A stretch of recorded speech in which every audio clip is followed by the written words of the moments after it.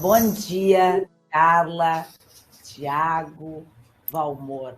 Sejam bem-vindos ao CEAF, Centro de Estudos e Aperfeiçoamento Funcional do Ministério Público do Rio Grande do Sul. Também dou aqui um bem-vindo a todos promotores, servidores, parceiros e sociedade em geral que nos ouve. Esse vídeo, que fará parte de uma trilha educacional elaborada pelo GPVIT, que é hoje coordenado pela doutora Carla, também está ao vivo no YouTube.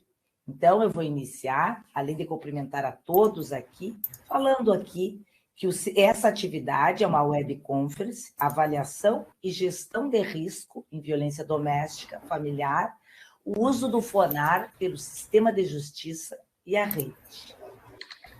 O doutor Tiago, além de ser membro, promotor de justiça no Distrito Federal, é um amigo de todos nós. E nós, como eu já disse para ele, numa sala de apoio, somos admiradores do trabalho e da dedicação do doutor Tiago à causa da violência doméstica. Eu disse para o Tiago que quando hoje nós ficamos muito felizes da violência doméstica ser uma prioridade em toda a atuação do Ministério Público brasileiro, mas o doutor Tiago sempre teve isso como prioridade na atuação profissional dele. Doutora Carla é promotora de justiça aqui em Porto Alegre, mas ela tem uma função que é uma missão, né? Ela assessora lá a nossa subprocuradoria para assuntos institucionais, mas ela tem uma super missão, que é coordenar o GPVIT, que ela vai falar um pouquinho aqui depois sobre o GPVIT. Quando na abertura eu falei, Tiago, que tu, além de ser um colega do Distrito Federal, um vasto currículo que eu vou ler agora, que estava só uma palestra, mas que tu tiveste o que é admirável como prioridade na tua atuação funcional, a violência doméstica e familiar. O Valmor aqui é um promotor de justiça em São Borja. Para quem não conhece São Borja, aí, porque nós estamos no YouTube ao vivo, São Borja é quase 700 quilômetros aqui da capital de Porto Alegre, na nossa Porto Alegre, aqui no Rio Grande do Sul. E ele está lá porque é importante que a gente faça uma rede em todos os rincões deste país e do Rio Grande do Sul.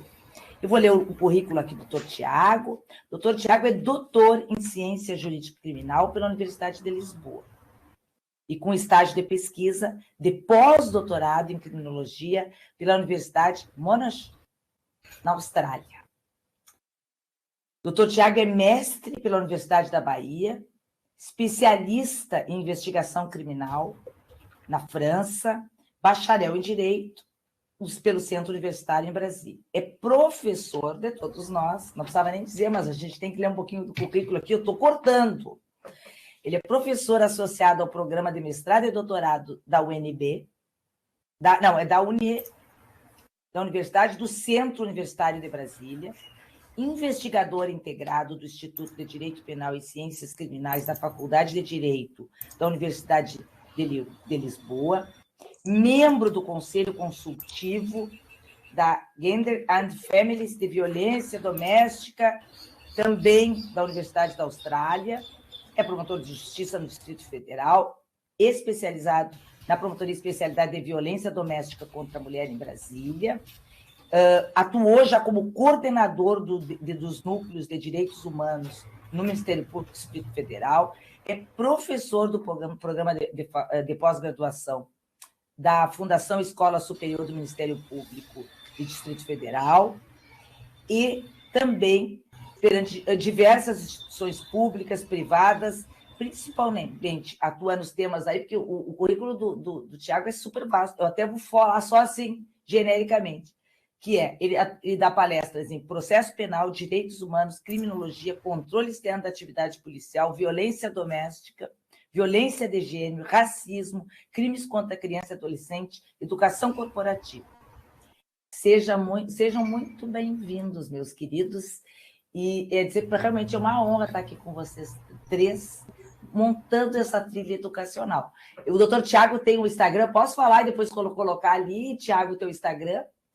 Porque eu falo isso porque eu sou uma seguidora tua no Instagram e tem sempre muitas novidades.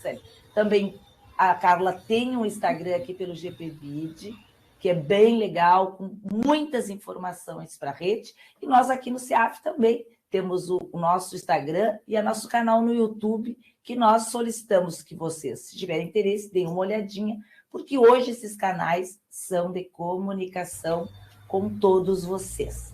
Doutora Carla, seja bem-vinda. A senhora é a nossa mediadora e está no comando desse evento. Bom dia, então. Bom dia a todos e todas, ao nosso querido Tiago e o Valmor, por terem aceitado, então, participar desta manhã aqui conosco para falar de um tema tão importante, que é o Formulário Nacional de Avaliação de Risco, que, aliás, já está previsto em lei, né, a Lei 14.149 de 2021, e tem justamente o objetivo de identificar aqueles fatores de risco que podem levar uma mulher a ser vítima de violência doméstica, ou já estar em uma situação de violência doméstica grave, principalmente, para que o sistema de justiça, o sistema de segurança possa, então, atuando em rede, tomar as providências necessárias para que um feminicídio venha a ocorrer. Então, é um tema de extrema importância para todos nós, promotores de justiça, para toda a rede de proteção.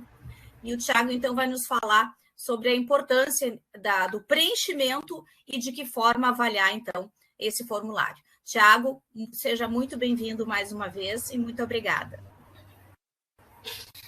Bom dia, então, a todas e todos. Eu queria reiterar aqui o meu prazer, a minha satisfação de estar com os colegas, as colegas do Rio Grande do Sul, os colegas do Sul aí que têm sempre apoiado muito nos meus trabalhos.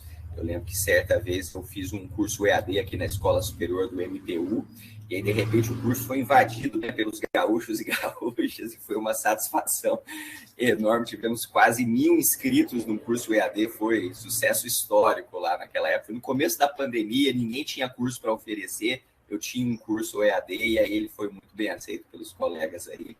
A Carla é uma grande parceira aí das nossas lutas na Copenvid, em outros espaços, os colegas do CEAF também. Já tive a oportunidade de estar várias vezes com vocês, algumas vezes presencialmente, outras por videoconferência. É sempre um prazer enorme, né? Então, além da Carla e de toda a equipe do CEAF, cumprimento também o colega Valmor, que tem a honra aí de estar dividindo essa mesa virtual com vocês hoje pela manhã. Bom, quando a Carlinha me fez o convite para estar aqui com vocês, né, ela falou, Tiago, qual tema a gente poderia falar? E aí eu falei, olha, eu acho que um dos temas que é sempre atual e é sempre importante a gente avançar na discussão é na questão do uso efetivo aí do Formulário Nacional de Avaliação de Risco. Eu tenho usado a sigla FONAR aí para ficar mais simples. Então, vamos conversar um pouquinho aí sobre esse tema. O que eu pensei na manhã de hoje? De fazer uma introdução teórica, né, sobre a importância do formulário de avaliação de risco, o que significa fazer a avaliação e gestão de risco, e depois a gente entrar um pouquinho na análise mesmo do instrumento, né, formulário de avaliação de risco, para ver como que ele funciona, como seria o preenchimento. Se a gente tiver um pouquinho de tempo no final, eu até preparei um estudo de caso para a gente analisar uma situação hipotética e aí fazendo uma simulação de como que a gente preencheria o formulário de avaliação de risco e o que eventualmente poderia ser feito como estratégia de gestão do risco nessa situação. Então, tem essa sequência aqui de slides. A equipe do CEAF já fez a gentileza aí de fazer a minha apresentação. Deixo aqui com vocês só a indicação desses dois links aqui. No academia.edu eu faço a publicação de todos os meus artigos científicos. Sempre que eu estou publicando alguma coisa nova, eu estou colocando ali. Aliás, recentemente eu publiquei um artigo em coautoria com um colega aí de vocês, do Rio Grande do Sul, o Charles Martins. A gente fez um estudo sobre a temática das gravações ambientais realizadas por vítima de crime. Tem toda uma controvérsia aí com o novo pacote anticrime, se seria lícita ou não o uso da gravação ambiental sem autorização judicial feita pela vítima de crime. E a gente fez todo um estudo de direito comparado para demonstrar que o pacote anticrime não proíbe. Isso teria um impacto em todas as áreas, na área de corrupção, na área de crimes financeiros, mas na área de violência doméstica teria um impacto muito intenso. Que não raro a gente vê situações em que a mulher está sendo vítima de crime, está sendo ofendida, está sendo ameaçada, e aí ela começa a fazer uma agravação ambiental daquela circunstância, e se eu fosse aplicar a literalidade do pacote anticrime, eu iria dizer que ela não pode juntar isso no processo que é prova ilícita, o que não faz o menor sentido. Em nenhum país civilizado do mundo se chegaria a essa situação. Então, essas e outros, né, outros artigos eu estou sempre disponibilizando ali no Academia, e também deixo aqui o meu Instagram, Thiago.Pierobon, que eu tenho palestras, eventos, publicações, eu também tenho usado esse canal para fazer a divulgação. Bom, então vamos entrar aqui no nosso tema, né? Avaliação de risco em contexto de violência doméstica. Por que a gente tem tanto problema de violência doméstica contra a mulher? Segundo a Organização Mundial de Saúde, a violência contra as mulheres é um fenômeno complexo e multicausal. Então, tem um conjunto de variáveis que influenciam, né, a ocorrência desse fenômeno. Mas, de forma geral, a literatura internacional está de acordo que existe uma causa, uma origem do problema, que é a discriminação de gênero, e existe um conjunto de outros fatores que, quando eles estão presentes, eles aumentam ainda mais o risco da ocorrência da violência doméstica, que poderíamos chamar de fatores potencializadores ou fatores de risco. O fator de risco é tudo aquilo que não é a causa de um fenômeno, mas quando ele está presente, ele aumenta a probabilidade da ocorrência daquele fenômeno. Então, o que gera violência contra a mulher é realmente aí a discriminação de gênero, essa visão estereotipada de papéis entre homens e mulheres, que há determinadas funções sociais, papéis sociais que são próprios dos homens, outras funções diferentes são próprias das mulheres, existem comportamentos que se esperam de homens e de mulheres, e quando as mulheres não cumprem esses comportamentos que são esperados, alguém vai exercer uma violência em relação a essa mulher. Ela não cumpre o papel de ser subserviente, de ser cuidadora, de ser leal, parceiro, leal até o limite, né? Eventualmente existe o risco dessa violência disciplinar, né? Então, existe um campo teórico que a gente chama de estudos das relações de gênero. É um campo teórico que surge ali no final da década de 80, se consolida no início da década de 90, e a gente, de forma geral, tem utilizado esse referencial das ciências sociais, da história, da psicologia, da pedagogia, enfim, para entender como essas relações entre homens e mulheres são organizadas. Eu sei que, às vezes, quando a gente fala de gênero, todo mundo, tem gente que começa a arrepiar, fala, você está querendo defender a tal da ideologia de gênero? Eu falei, não é nada disso, isso, na verdade, é uma grande distorção dos estudos. O que os estudos estão querendo dizer é apenas e tão somente que seres humanos nascem macho e fêmea, né? Biologicamente existe a diferença entre homens e mulheres, mas do ponto de vista sociocultural, o que significa ser homem e o que significa ser mulher, isso não é dado pela natureza, isso é uma construção sócio-histórico-cultural. Portanto, a ideia de que homens gostam de carro e meninas gostam de bonecas, isso é uma construção sociocultural. A ideia de que o homem tem que trabalhar para sustentar a casa e a mulher vai ficar em casa cuidando dos filhos, isso é uma construção sociocultural. Existem outras sociedades que não se organizam dessa mesma forma, né? Feita a compreensão de que existe essa diferenciação, é importante também a gente entender que, para além das diferenças de gênero, as discriminações entre homens e mulheres, eu tenho outras N discriminações que podem entrar em cena e podem se interseccionar com o gênero, né? A mais importante no nosso contexto decolonial brasileiro é a raça. Portanto, mulheres negras sofrem um nível de discriminação muito mais intenso do que mulheres brancas, porque, para além de serem mulheres que são negras, não são discriminações que se somam, são discriminações que se multiplicam. É uma idade substancialmente diferente a mulheres negras, mulheres indígenas, mulheres imigrantes, enfim, experimentam em relação às que estão no centro, na perspectiva étnico-racial. Mas, para além da raça, a gente pode incluir aqui também as diferenças de classe, as diferenças de idade, as diferenças em razão à deficiência, orientação sexual. Sempre que algum desses outros fatores estão em cena, eles aumentam ainda mais o risco dessa mulher vir a sofrer violência doméstica ou qualquer forma, né? De usar esse quadro aqui para as características mais importantes da ciência baseada no gênero, porque é uma violência que ela é naturalizada do ponto de vista sociocultural e, portanto, ela se torna invisível. As pessoas não percebem que estão replicando violências porque há uma naturalização dessa diferença do que é ser homem e mulher. É uma violência que é estrutural, ela permeia todas as relações sociais. Ela legitima privilégios, coloca a mulher numa posição de submissão, o homem numa posição de autoridade, violências às mulheres quando elas não cumprem o seu papel. É uma forma de violência que é psicologicamente interiorizada por homens e mulheres e que, portanto, se torna grave violação de direitos humanos, né? Aliás, a OMS traz esse quadro que eu gosto muito, entender a abrangência da violência contra a mulher. Ela tem raízes mais amplas na estrutura social de uma geral, mas ela também tem manifestações nas representações socioculturais de comunidades específicas, em relacionamentos entre as pessoas e até mesmo no nível individual. Fatores em todas essas escalas podem intervir para aumentar ainda mais ou eventualmente para diminuir o risco da ocorrência de violência contra a mulher. Portanto, é importante que a gente não individualize o fenômeno da violência contra a mulher, não psicologize o fenômeno da violência contra a mulher. Não é um problema de um homem doente que foi lá e praticou a violência. Na verdade, esse homem que praticou violência contra a mulher, como se costuma dizer, é um sadio do patriarcado.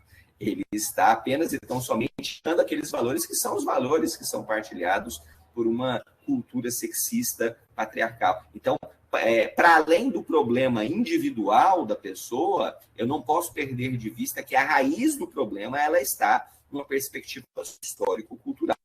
É claro que fatores individuais podem aumentar ainda mais o risco da ocorrência. Daqui a pouco a gente vai ver lá no formulário de avaliação de risco. Por exemplo, uma pessoa que já tem um histórico de comportamentos violentos com outras pessoas, quando ela está num conflito com a sua companheira ou com uma mulher da sua família, essa pessoa tende a ser ainda mais violenta com essa.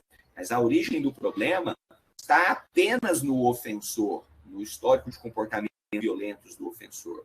Está, em última análise, nessa cultura sócio-histórico-cultural de discriminação às mulheres, uma violência, portanto, que é estrutural e que é culturalmente normalizada.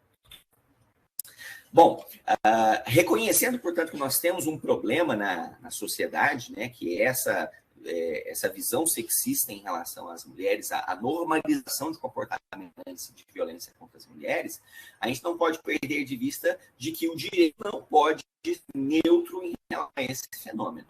Se o direito supostamente neutro, não toma partido, o que o direito iria fazer seria ele também reproduzir essa violência contra as mulheres.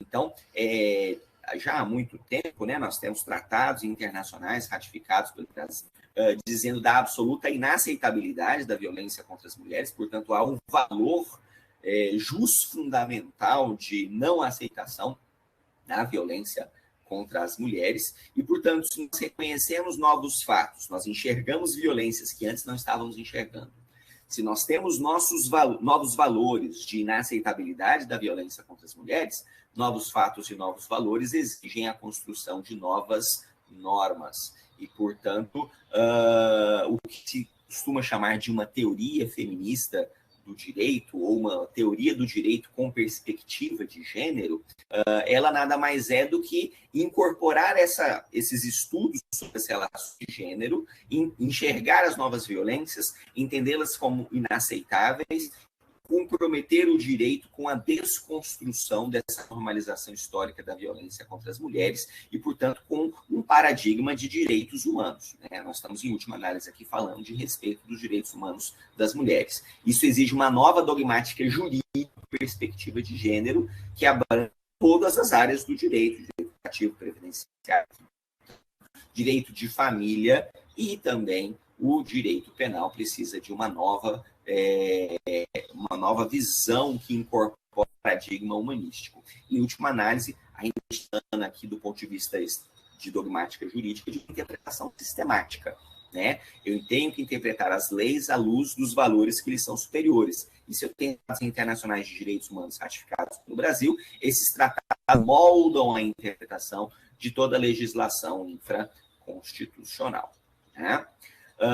Nós temos já aí uma vasta gama de normas jurídicas que vão progressivamente positivando esse dever do Estado em ser eficiente, em enfrentar a violência contra as mulheres, em não aceitar esse fenômeno. Destaco aqui os dispositivos da Constituição Federal de 88, as duas principais convenções internacionais que nós temos, a Convenção de Belém do Pará, a Convenção CEDAW.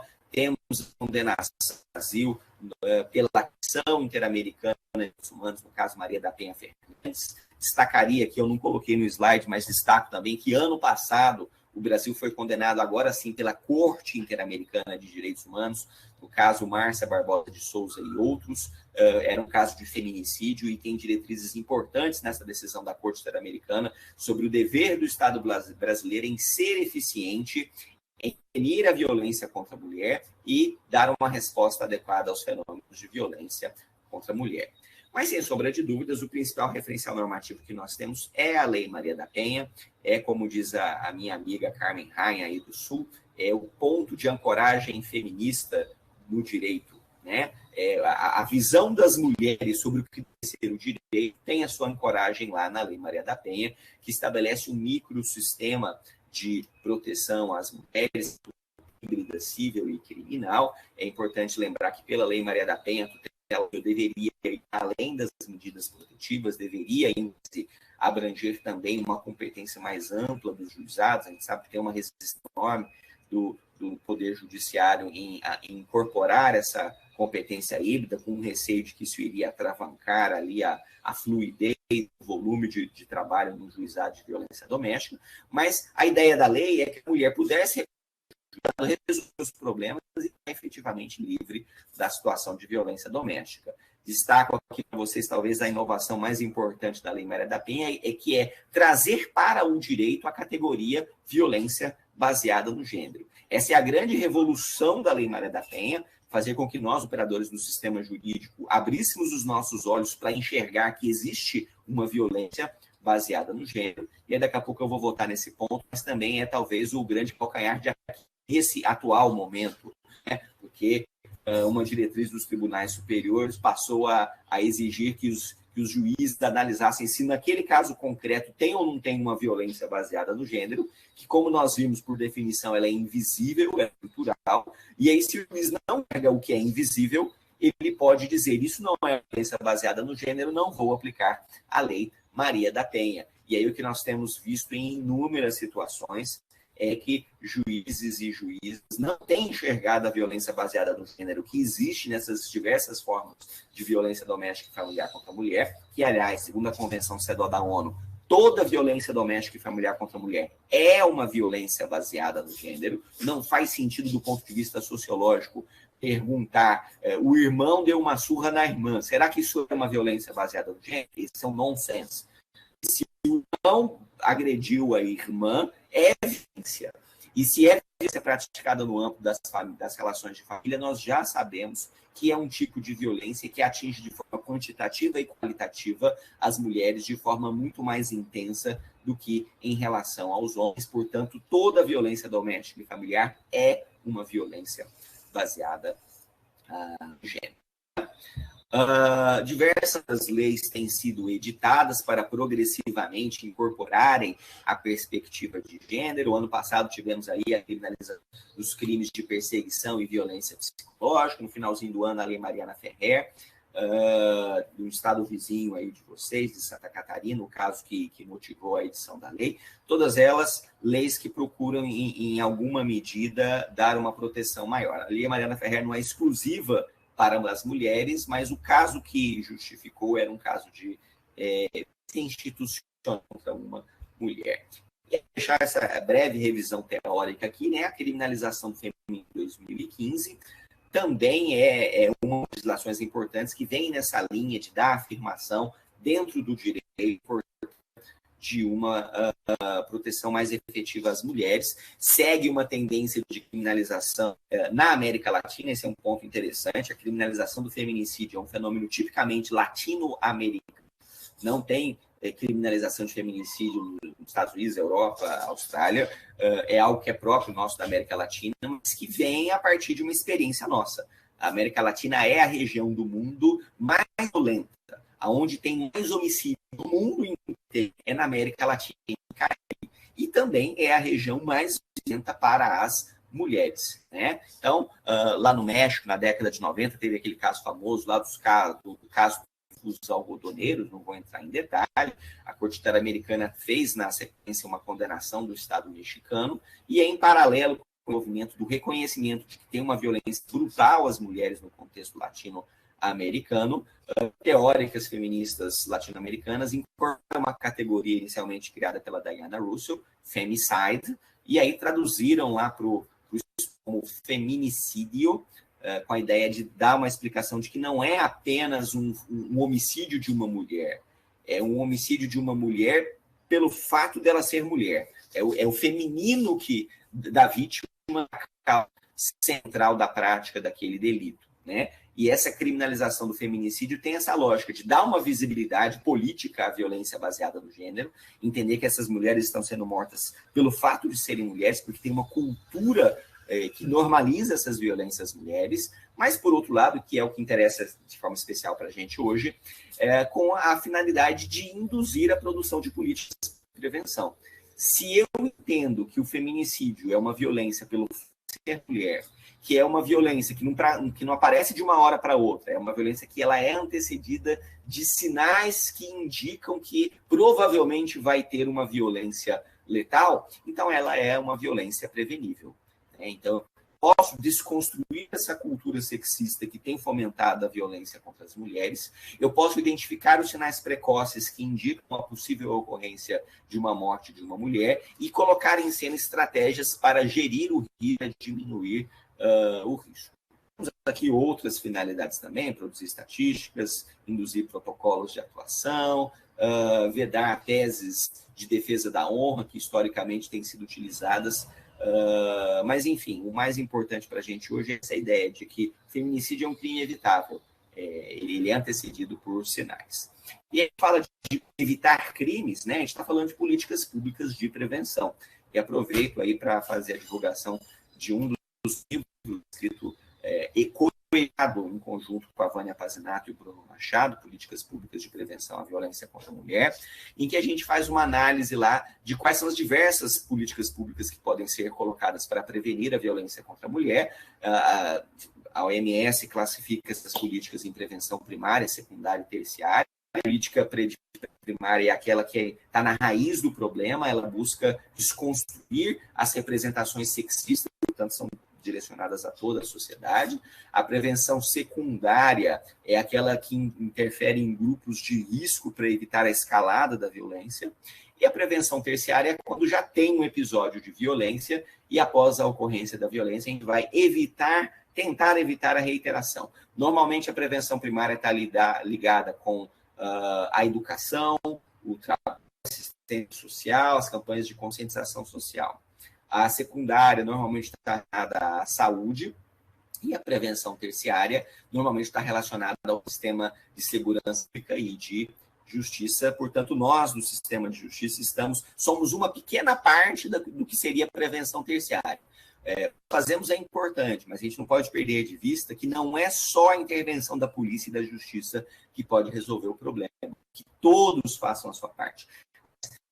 A médio e longo prazo, a intervenção mais importante de todas é efetivamente a prevenção primária. Se eu não quero daqui 10 anos estar processando um menino que hoje tem 8 anos de idade, preciso educar esse menino de 8 anos de idade a ter relações de respeito com as mulheres. Porque se ele não incorporar essa visão humanista de respeito, de desconstrução da hierarquia de homens sobre as mulheres, daqui 10 anos ele vai estar praticando violência contra a namorada dele, contra a companheira dele, e a gente vai ter que estar processando um menino um rapaz de 18 anos. Eu não quero fazer isso, eu quero ser eficiente em violências contra as mulheres, né? Tem todo aí um paradigma teórico que nós chamamos de vitimização, né? Hoje está muito em voga esse tema, né? Os direitos das vítimas, né? Uma redescoberta da posição da vítima no processo penal. A literatura, de forma geral, vai falar em 3 níveis de vitimização: primária, secundária, terciária. A primária é aquela que deriva do crime, portanto, a reparação econômica e moral, a em razão da prática do delito, e a assistência, seja de saúde física ou psicológica. Mas é importante também entender que essa vítima, quando ela interage com as agências públicas de persecução penal, ela pode sofrer novas formas de violência, e aí é a chamada vitimização secundária ou revitimização. E a gente está falando da importância de incorporar um paradigma de respeito no tratamento às vítimas de crimes pela polícia, pela justiça, de oportunidade de participação dessa vítima ao longo do processo e do direito de receber informações sobre o andamento do processo e as consequências. E, por último, né, a chamada vitimização terciária ou vitimização praticada pela sociedade é a proteção contra o estigma. A Lei Maria da Penha ela é revolucionária no contexto nacional, porque ela foi a primeira lei que disciplinou de forma abrangente um sistema de proteção às diversas formas de vitimização, né? Então, a Lei Maria da Penha analisa em todos esses sentidos em relação à proteção às mulheres. E aí vem a pergunta, né? Por que dar uma resposta a um episódio de violência doméstica é uma forma de prevenir outros episódios de violência? A gente já tem vasta pesquisa teórica indicando que, regra geral, o fenômeno da violência doméstica segue um modelo que foi idealizado no final da década de 70 pela Leonor Walker, que é o chamado ciclo da violência. Nem todos os casos seguem esse ciclo, mas é a manifestação mais usual do fenômeno. O que significa que a mulher ela entra numa relação, a relação normalmente atende às expectativas emocionais dessa mulher. Esse homem ele é carinhoso, ele é atencioso, mas em um determinado momento vem uma escalada de tensão nessa relação, vem o conflito, há um episódio de violência, há uma janela de separação emocional após o episódio de violência, mas depois uma série de fatores entram em cena para pressionar essa mulher a perdoar, a ela mesma se culpabilizar pela violência que ela sofreu, a dar uma nova chance e aí reatar o relacionamento. E aí o ciclo ele vai continuar, ele vai ter uma fase de lua de mel, mas aí depois vai ter uma entrada da tensão, vai ter um novo episódio de violência, vai ter uma separação emocional, vai ter um reatar da relação, e esse ciclo tende a continuar normalmente numa espiral progressiva, quer dizer, os episódios de violência vão ficando mais frequentes e mais intensos, até que, no limite, se nada for feito para tratar na raiz do problema, ele pode escalar para um feminicídio. Então, cito aqui para vocês diversas pesquisas que têm documentado o fenômeno, que mulheres sofrem violências, perdoam e retornam à relação. E o fato dela dizer que, tá tudo bem, eu retomei o meu relacionamento com ele, não significa que o problema esteja definitivamente resolvido. Significa apenas que essa mulher está presa numa relação marcada violência. Por isso a gente tem que ter cuidado lá na vara de violência doméstica quando vem um pedido de retratação, um pedido de arquivamento. Isso não significa que está tudo bem. Isso pode significar apenas que ela está no meio do caminho. Tem alguns estudos que indicam que às vezes as mulheres precisam de 5, 6 denúncias de violência para até ela criar forças e efetivamente conseguir romper uma relação. Por isso que quando ela rompe pela primeira vez e reata, ou pela segunda, enfim, nós do sistema de justiça temos que ter uma postura acolhedora. A gente tem que entender a limitação dessa mulher, entender em que momento do ciclo ela se deixar sempre uma porta aberta. A gente não pode revitimizá-la, pode culpabilizá-la está reatando uma relação afetiva, porque a gente sabe que tem o risco de amanhã ou depois ela voltar a sofrer um novo episódio de violência, e a gente tem que deixar ela com confiança de, se ela precisar, voltar a acionar o sistema de justiça. Se por um lado a gente reconhece esse fenômeno da reiteração da violência, por outro lado, a Lei Maria da Penha, ela estabelece um leque de políticas públicas de proteção que vão para além apenas de uma resposta formal e burocrática de dar uma decisão. Não é apenas a concessão da medida protetiva que tem que proteger a mulher. A medida protetiva ela é importantíssima. Tem vários estudos que indicam que quando uma medida protetiva é concedida, efetivamente aumenta a proteção da mulher, aumenta o risco de reiteração da violência. Mas não basta apenas papel. É preciso que aquele papel se transforme em política pública, se transforme numa intervenção que faça um impacto concreto na vítima daquela mulher. E aí a gente está falando do tema dever legal de articulação em rede pelo sistema de justiça. Né? Existe um conjunto de diretrizes na Lei Maria da Penha que caminham nesse sentido, começa lá no artigo 8º, quando fala do dever de integração operacional do Poder Judiciário, Ministério Público e Defensoria com as diversas áreas de intervenção. O artigo 19 estabelece determinadas medidas que o juiz pode tomar para proteger especificamente a mulher.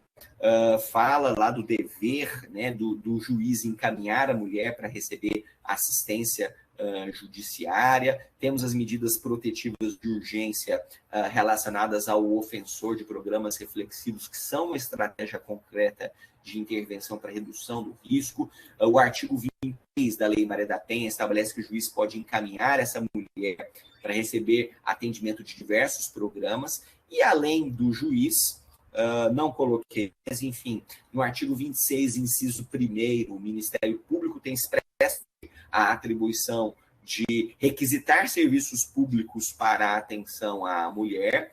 No artigo 10, lá da Lei Maria da Penha, fala também que a autoridade policial tem o dever de encaminhar a mulher para a rede de serviços. Portanto, todos os atores, né, que intervêm aqui no sistema da Lei Maria da Penha têm a obrigação de articularem em rede para acionarem os diversos serviços existentes na rede de proteção e dar atenção a tem aí umas pesquisas internacionais sobre o que deveria ser uma atuação eficiente no contexto de violência doméstica e familiar contra a mulher. Cito 3 aqui para vocês: as diretrizes nacionais de investigação criminal com perspectiva de gênero. É um documento que foi elaborado pela antiga SNCNASP e a COPEVID, né, o Ministério Público, participação importante aqui. As diretrizes nacionais de feminicídio da ONU Mulheres, e ano passado o CNJ editou o projeto com perspectiva de gênero. No fundo, todos esses são instrumentos que visam sinalizar o como exatamente eu incorporo a tal da perspectiva de gênero no funcionamento do sistema de justiça, como que eu faço essa integração com os estudos em rede. Né? Portanto, né, feitas essas introduções, o que isso vai impactar no nosso trabalho? Se eu reconheço que tem um risco de reiteração de novos episódios de violência, que são potencialmente letais, e eu sei que tem o risco da mulher se reconciliar e continuar presa nessa relação violenta, qual é a consequência disso para o funcionamento prático do sistema de justiça e para a atuação policial? Então, primeiro, né, uma importância central da concessão da medida protetiva. Quando essa mulher vai na delegacia, registra uma ocorrência e pede uma medida protetiva, normalmente não é porque ela sofreu a primeira violência da vida dela. Estudos indicam que essa normalmente já é lá a quarta, quinta ou sexta violência que ela sofre, até que ela criou coragem de ir na delegacia. Então, se o dia que ela cria coragem de pedir socorro, a justiça indefere uma medida protetiva, essa mulher perde a confiança no sistema de justiça. Né? Então, há uma importância central em respaldar o pedido de socorro dessa mulher, dar a proteção que ela está pedindo. Né? Segundo, eu preciso integrar a medida protetiva versus os serviços da rede de proteção. Não basta um pedaço de papel na mão da mulher. É importante que aquele papel se transforme em algo que vai interferir na vida dela ou na vida da pessoa. Terceiro, é importante que haja uma responsabilização adequada dos ofensores, exatamente para desconstruir essa normalização histórica da violência contra as mulheres. E, por último, é extremamente importante que não haja revitimização dessa mulher ao longo do processo. Né? A gente entende os dilemas próprios dessa mulher em situação de violência, então eu tenho que criar uma relação de confiança para que, se lá na frente ela voltar a sofrer uma nova violência, ela tenha sempre a perspectiva de ter portas abertas, de ser acolhida pelo sistema de justiça. Né? Amplas medidas protetivas, eu sempre gosto de fazer essa crítica aqui, né? Várias pesquisas têm documentado um déficit de pelo sistema de justiça na concessão das medidas protetivas de urgência. Então, um rigorismo formal, não tem prova suficiente, a palavra dele fala contra a palavra dele, quando, na verdade, medida protetiva não é condenação criminal. Medida protetiva é um juízo de precaução, né? Se eu estou na dúvida eu protejo. Essa deveria ser a lógica de uma medida protetiva. Não concede protetiva quando a mulher fala que não quer oferecer representação, como se ter um processo criminal, pressuposto lógico para conceder uma medida protetiva, narra que é violenta à luz do artigo 7º da Lei Maria da Penha, mas que não encaixa bem na definição de um crime, indeferem as medidas, quando, na verdade, a Lei Maria da Penha não exigiu ocorrência de crime, a Lei Maria da Penha exigiu ocorrência de uma violência, portanto, um ilícito civil, algo que o direito não aceita, todas as formas de violência contra as mulheres. Enfim, prazos curtos de vigência, juiz deferindo medida protetiva por 4 meses e revogando sem nem querer saber se a mulher está bem ou não, se ocorreram novos episódios de violência, exigindo alguma ação principal para manter uma medida protetiva de urgência, tudo isso fruto de uma dogmática jurídica absolutamente equivocada. Aliás, na fase de tramitação legislativa da Lei Maria da Penha, realmente a redação era lá das medidas cautelares da Lei Maria da Penha. E durante a tramitação legislativa mudaram o nome, falou, isso aqui não é medida cautelar, não. Isso aqui é uma medida protetiva de urgência, uma tutela totalmente diferente daquela das medidas cautelares. Por quê? Porque ela protege direitos fundamentais e porque ela seguia por uma lógica de proteção de urgência, né? Então, eu dou aqui uma sinalização geral do que, na minha visão, deveria ser uma dogmática jurídica adequada.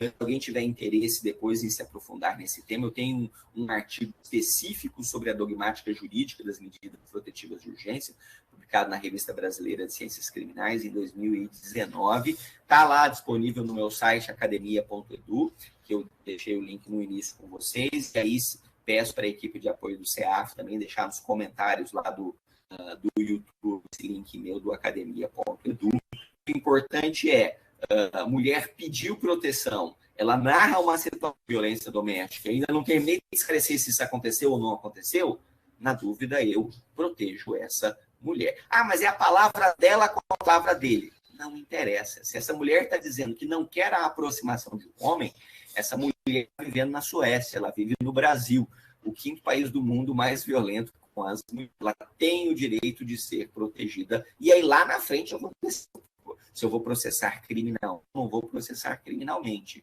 mas dizer para o homem não se aproxime dessa mulher, não entre em contato com ela, respeite, isso é absolutamente essencial, né?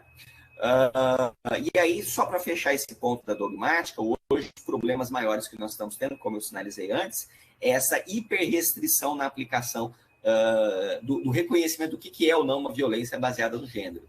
E eu, aqui no DF, tenho tido problemas terríveis nesse ponto, né? Juízes indeferindo medidas protetivas porque o ofensor tem problema com álcool ou drogas. No início desse ano, eu peguei um caso em que o homem ele era alcoólatra, bebe todo dia, e em casa dá uma surra na mulher. Teve um dia que a mulher não aguentou mais, foi na delegacia, olho roxo, 3 filhos, os 3 filhos dizendo, meu pai bateu na minha mãe. A mulher dizendo, todo dia ele bebe, chega em casa e bate em mim. Aí o juiz defere a medida protetiva, dizendo que o problema não era porque ela era mulher, não era gênero. O problema era o álcool, era a maldita pinga. E aí defere a medida protetiva e manda essa mulher voltar para casa com esse homem. Uma absoluta cegueira de qual que é o propósito legislativo da Lei Maria da Penha. Né? Decisões entendendo que se tem conflito patrimonial, não há mais violência baseada no gênero.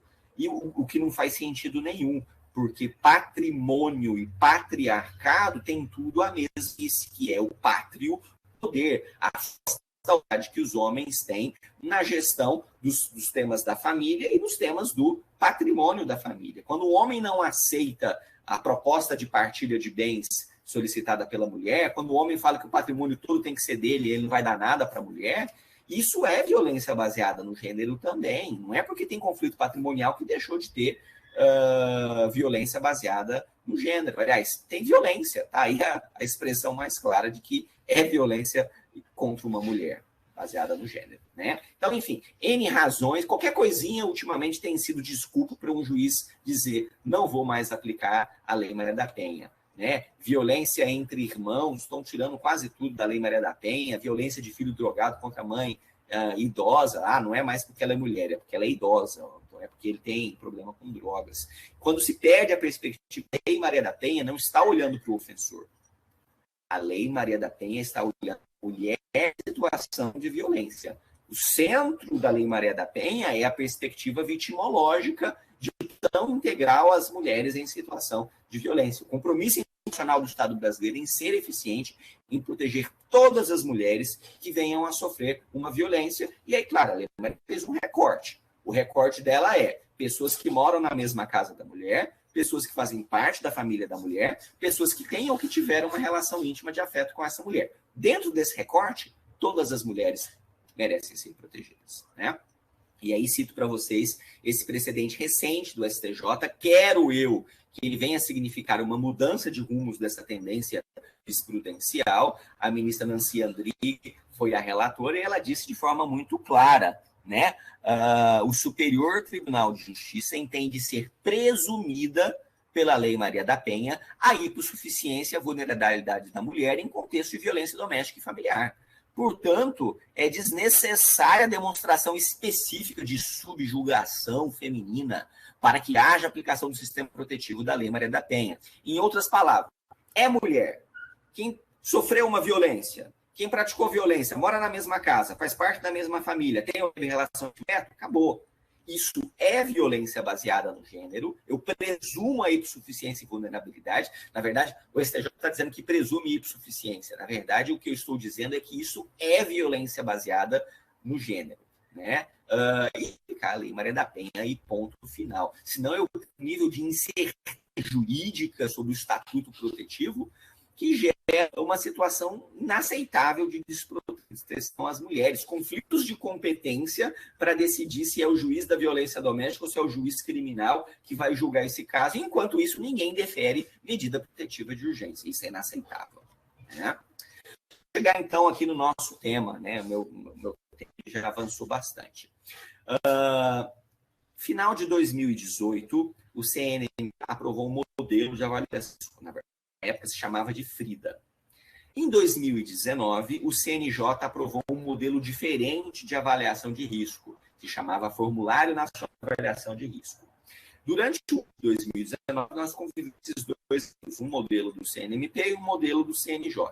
Eu fui um dos que criticou bastante essa duas modelos, para mim isso é revitimização, obrigar a mexer dois modelos. No MP, ela uma hora que chegar no judiciário, ela não faz sentido. A gente tem que ter integração operacional lá na Lei Maria da Penha. E aí, no ano de 2020, houve uma confluência desses dois modelos, criaram o Formulário Nacional de Avaliação de Risco, manteve o mesmo nome do CNJ e fez uma sobreposição. Criaram uma comissão, eu não participei dessa comissão, viram os fatores que estavam no modelo do CNJ, viram os que estavam no CNMP, o que era igual manteve, o que era diferente acrescentou. Então, foi uma justa posição de dois modelos para criar esse modelo atual. E aí, no passado, houve a edição dessa lei, a 14.149, que determinou a obrigatoriedade do preenchimento do Formulário Nacional de Avaliação de Risco, criado pelo CNJ e pelo CNMP, a obrigatoriedade de preenchimento nas delegacias de polícia, e se não preencher na delegacia, que seja preenchido no sistema de justiça na primeira oportunidade. É um questionário que tem duas partes, uma parte inicial de questões objetivas, a segunda parte de questões objetivas, e que propõe a identificação dos fatores de risco e uma avaliação. A metodologia para a gente aplicar esse formulário de avaliação de risco primeiro, eu vou identificar quais são os fatores de risco. Eu identifico na hora que eu preencho o formulário. Ele vai ser preenchido normalmente na delegacia de polícia. Depois que ele é preenchido, eu tenho que avaliar o risco, ou seja, eu vou analisar aquilo que foi marcado naquele questionário, vou analisar as outras informações que eu tenho sobre aquele caso e vou fazer um julgamento, né? E eu vou atribuir escalonamento do grau do risco, né? Na verdade, o formulário do CNJ ele não propõe uma metodologia de como fazer a avaliação. Outros instrumentos internacionais têm trabalhado com essas metodologias. Aqui no Distrito Federal, a gente não gosta de usar as expressões baixo, médio e alto. Porque se eu falar, esse caso é de risco baixo, eu posso levar ao risco, olha o risco, né? De alguém entender, se o risco é baixo, então ela não precisa de proteção, o que não é verdade. Todo caso de violência precisa de proteção. Então, aqui no DF, a gente usa as expressões moderado, grave e extremo. Se o risco não é dos mais elevados, a gente vai dizer, esse é um caso de risco moderado. Por quê? Porque sempre tem risco. Porque o risco, por definição, ele é uma aproximação. E aí, depois de fazer esse julgamento, avaliar o risco, eu vou colocar em prática estratégias para gerir o risco. Ou seja, a partir de cada um dos fatores identificados, eu vou avaliar qual é a estratégia que eu devo colocar em prática para diminuir o risco da escalada da violência. A gente ainda não tem no contexto nacional um estudo que efetivamente valide a capacidade preditiva desses instrumentos de avaliação de risco. Esses estudos existem em outros países do mundo, e isso dá uma relativa segurança para a gente usar um instrumento no Brasil, mas a literatura também aponta de que existem outras variáveis de contexto local que precisam ser levadas em consideração e que podem eventualmente mudar a realidade de um país ou outro. A gente tem duas aproximações no Brasil. Tem uma pesquisa de doutorado da Marcela Medeiros, que ela fez uma avaliação com os integrantes da rede, quais eram os fatores de risco que eles mais consideravam presentes, e aí mapeou que os profissionais têm um conjunto de representações, que aqueles fatores de risco mais usuais realmente têm uma capacidade preditiva. Eu tenho uma segunda pesquisa que eu coordenei aqui no Distrito Federal, a gente analisou todos os femininos ao longo de 2 anos aqui no DF, e fomos avaliar quais fatores de risco estavam presentes naqueles feminicídios, e aí tem uma tabelinha aí para vocês de todos os fatores de risco e quantos % dos feminicídios esses fatores estiveram presentes. Se a gente olhar aqui, a gente vai ver que a ameaça de matar ou de praticar uma agressão grave esteve presente em 73% dos casos, ciúmes e controle excessivo esteve presente em 87%, um histórico criminal do ofensor esteve presente em 64%, um histórico de agressões físicas leves esteve presente em 61%, histórico de comportamentos violentos para com outras pessoas em 55% dos casos, o uso abusivo de álcool ou drogas, 58% dos casos, uma separação recente do casal, em 61%, prática de violência contra a presença de outras pessoas, em 55%, enfim, um conjunto de fatores de risco que normalmente estão presentes quando acontece um feminicídio. É claro que para eu bater o martelo sobre a capacidade preditiva no contexto nacional, eu vou precisar de uma outra pesquisa. Aliás, nesse momento eu estou trabalhando junto com o professor José Raimundo para ver se a gente faz essa pesquisa no Distrito Federal, que é um mapeamento longitudinal em profundidade.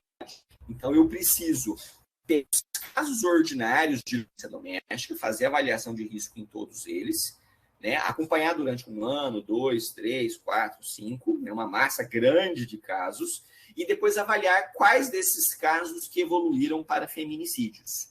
E aí eu vou ter que, inclusive, mapear quais desses casos voltaram a ter episódios de violência, voltaram a ser inseridos no sistema de justiça.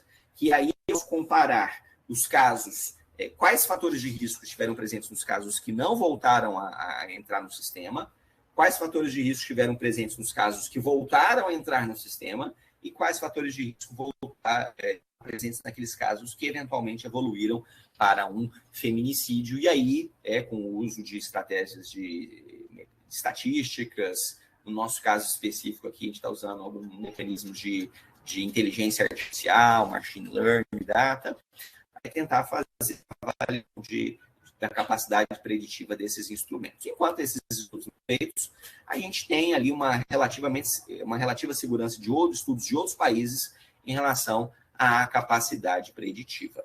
Então, em linhas gerais, o que é importante, né, desse formulário de avaliação de risco? O mais importante, ele permite uma individualização da resposta pela rede. Daqui a pouco eu vou falar quais são os diversos serviços da rede. Mas, do ponto de vista processual, ele sinaliza para a gente que gravidade criminal e gestão de risco são coisas totalmente diferentes. Eu posso ter um caso que é de injúria, que é de contravenção penal de vias de fato, mas que já é de um risco gravíssimo, gravíssimo, e ele já exige um conjunto de estratégias fortes de intervenção. Como, em tese, eu posso ter um caso de lesão corporal, que tem uma gravidade maior que esses outros casos, mas o risco não é ali dos mais elevados, né? Então, gravidade criminal e gestão de risco não necessariamente andam no mesmo passo, né? Permite uma individualização da gestão de risco pela rede, as políticas públicas, auxilia no incremento da proteção, para eu avaliar se a medida protetiva vai ser só ela, se eu vou colocar um monitoramento eletrônico, se eu já vou começar a caminhar ali para uma decretação de uma prisão preventiva. Para a gente do MP ajuda muito o recurso contra eventual indeferimento de medida protetiva. Eu tenho sempre batido muito no questionário de avaliação de risco quando eu interponho os meus recursos aqui no DF. Penso eu que ajuda a dar um norte na nossa atuação ali quando tem um pedido de retratação, e ele cria um critério objetivo para escolher uma eventual prioridade na atuação de todo o sistema, inclusive no âmbito da investigação criminal. Se a gente for utilizar o formulário de avaliação de risco como uma estratégia de articulação do trabalho em rede, a gente tem que ter a perspectiva de mapear quais são os serviços que existem na nossa rede, e esse é um serviço, uma atividade que tem que ser feita em nível local, não tem como ter uma uniformização nacional de como que vai ser a gestão do risco, porque cada município tem uma rede com um nível de estruturação diferenciado, né? Eu posso ter atores que existem em um local e não existem em outros, mas normalmente quais são os atores, né, que fazem parte da rede de proteção? A Ronda Maria da Penha, né, da Polícia Militar ou da Guarda Municipal, eles têm um papel importantíssimo de visitar periodicamente as vítimas e de construir o chamado plano de segurança, que é um mapeamento das estratégias de proteção àquela mulher individualizadas ao caso concreto e, portanto, ter ação de risco é essencial para fazer a individualização desse plano de segurança. Eventualmente ajuda de outros dispositivos mais intensos, como uma tornozeleira eletrônica, que é uma medida clara substitutiva da prisão preventiva, os programas de celular de proteção, de emergência, em alguns lugares são chamados de botão do pânico, a busca ativa para as mulheres, para programas de empoderamento, os reflexivos com homens da violência, que hoje pode ser deferido em sede de medida protetiva, interditar álcool e drogas, que hoje podem ser determinadas em medida protetiva, é obrigação de fazer para reduzir o risco de escalada de comportamentos violentos em relação a uma mulher, em razão da prática de um ato ilícito, que é o ato de violência contra a mulher. Intervenção relacionada às crianças, o conselheiro tem uma função importante e uma atuação diferenciada aí do sistema de justiça criminal. Em alguns locais têm sido criados os chamados comitês intersetoriais de gestão do risco, né? Eu junto representantes de toda a rede de proteção, e além desses que eu citei, é importante indicar também a área de assistência social, a área de saúde, eventualmente até a área de educação entra aqui como um dos parceiros na construção dessas estratégias de proteção, os equipamentos especializados de atenção à mulher, aonde eles existem, Casa da Mulher Brasileira, Centro Especializado de Atendimento à Mulher, e aí esses todos se sentam, tem reuniões periódicas para azeitar o fluxo, né, da ação de todos os serviços e, eventualmente, fazer estudos de caso, de casos que sejam de risco extremo, fazer realmente a articulação do trabalho em rede através desses comitês, né? Algumas características que deveriam marcar essa atuação em rede, intersetoriedade, corresponsabilidade, independência, enfim, né? E aqui algumas estratégias de como poderia um promotor de justiça em nível local fazer esse trabalho de de articulação do trabalho em rede, é uma atuação extrajudicial muito importante do Ministério Público, mapear quem são os integrantes da rede, articular reuniões periódicas, discutir cursos de referência e articular essas conjuntas. Expressamente uma atribuição prevista no artigo 26, inciso 2, da Lei Maria da Penha, a função do Ministério Público de fiscalizar a efetividade do funcionamento da rede de proteção. Né? E aí eu concluo essa parte inicial aqui de visão teórica. Para fechar, eu sei que eu já passei um pouquinho aqui do meu tempo, mas para fechar, eu queria só mostrar para vocês o formulário de avaliação de risco. Então, esse aqui é o modelo do CNJ e do CNMP, né, que foi aprovado pela Resolução Conjunta número 5, formulário de avaliação de risco. Ele tem uma primeira parte aqui, né, com a identificação dos dados da vítima e do ofensor. Eu digo para vocês que já é fator de risco que está implícito aqui, que a literatura indica, que é a diferença de idade entre vítima e ofensor. Tem vários estudos que vão sinalizar que mais de 10 anos de diferença entre vítima e ofensor, tanto para mais quanto para menos, podem sinalizar um risco mais intenso de ocorrência de violência contra a mulher. Então, é um fator de risco que não está lá nas perguntinhas, mas que ele, com alguma perspicácia, a gente já tira só do preenchimento aqui. Escolaridade também, alguns estudos indicam que uma escolaridade baixa da vítima e do ofensor também, né? Podem sinalizar um risco mais intenso de violências, exatamente por uma menor habilidade de administrar situações de conflito. Tenho aqui as perguntas, né? Portanto, vai marcando X aqui na presença de cada um dos fatores. Uma das críticas que eu faço aqui ao Formulário Nacional de Avaliação de Risco, como ele surgiu como uma mescla de dois modelos, o FRIDA e o modelo do de 2019, acabou que eu tenho fatores de risco que estão dois fatores misturados na mesma pergunta, ou o mesmo fator de risco separado em duas perguntas diferentes. Por exemplo, essa questão 2 aqui, das agressões físicas, eu tenho agressões físicas qualificadas, que são até aqui, queimadura, enforcamento, estrangulamento, isso por si só já é um fator de risco extremamente alto de violência. E eu tenho as agressões físicas ordinárias, que é o soco, chute, tapa, empurrão, puxão de cabelo. Então, normalmente, os instrumentos de avaliação de risco colocam essas duas perguntas em fatores separados, porque se ele agrediu com soco e chute, é um ponto. Se ele agrediu com enforcamento, especialmente o enforcamento é muito comum no contexto de violência, isso é um ponto diferente que já deveria ser visto com situação de risco mais agravada. Né? Aqui, os fatores 5 e 6, no fundo, são o mesmo fator de risco. O 5 fala de ter ciúmes excessivo, controlar a sua vida. E o 6 também está falando de comportamentos de ciúme, só está dando exemplos concretos do comportamento de ciúmes. Então, tecnicamente, a marcação 5 ou 6 ser exatamente a mesma pontuação. Temos aqui outras questões. Outra crítica que eu faço aqui é que, às vezes, a resposta não está muito clara sobre exatamente o que é fator de risco. Né? Esse 13 aqui, ele acaba sendo uma repetição daquela pergunta número 1, lá, que também falava de ameaça com o uso de arma de fogo. Essas aqui, por exemplo, tem uma criticazinha, tem algumas respostas que não são fator de risco. O que tem a ver a idade dos filhos com isso ser um fator de risco? Isso pode me ajudar a compreender melhor a situação, mas não me ajuda diretamente com uma marcação a entender que tem um fator de risco.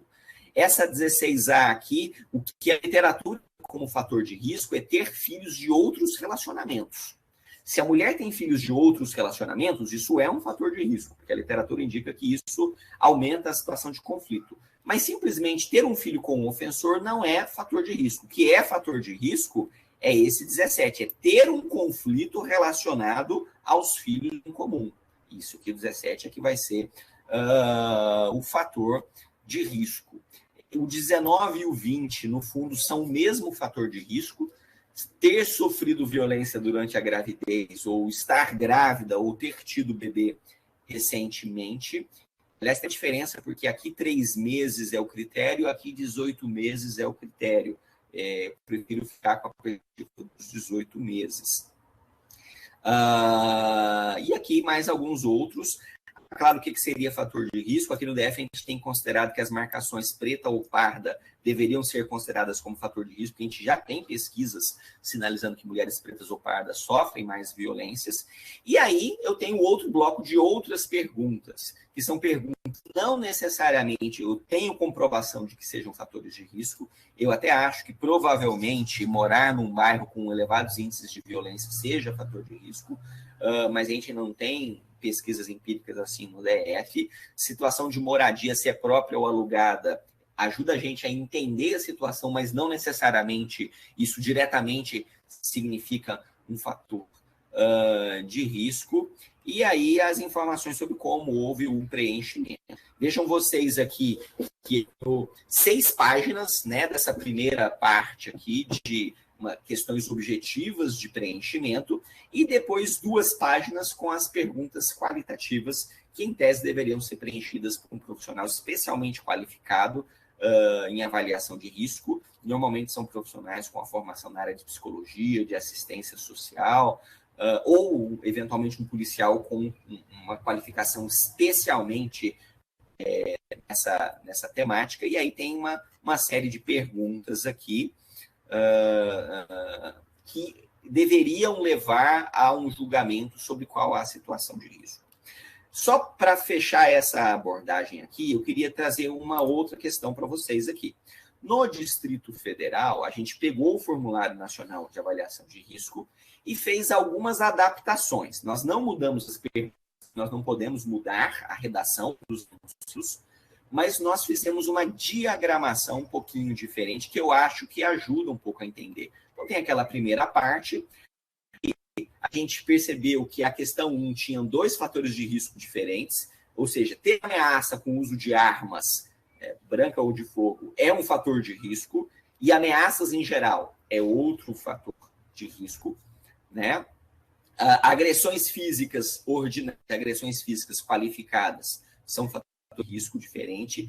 O precisar de atendimento médico, no fundo, é o mesmo fator de risco de uma agressão física qualificada.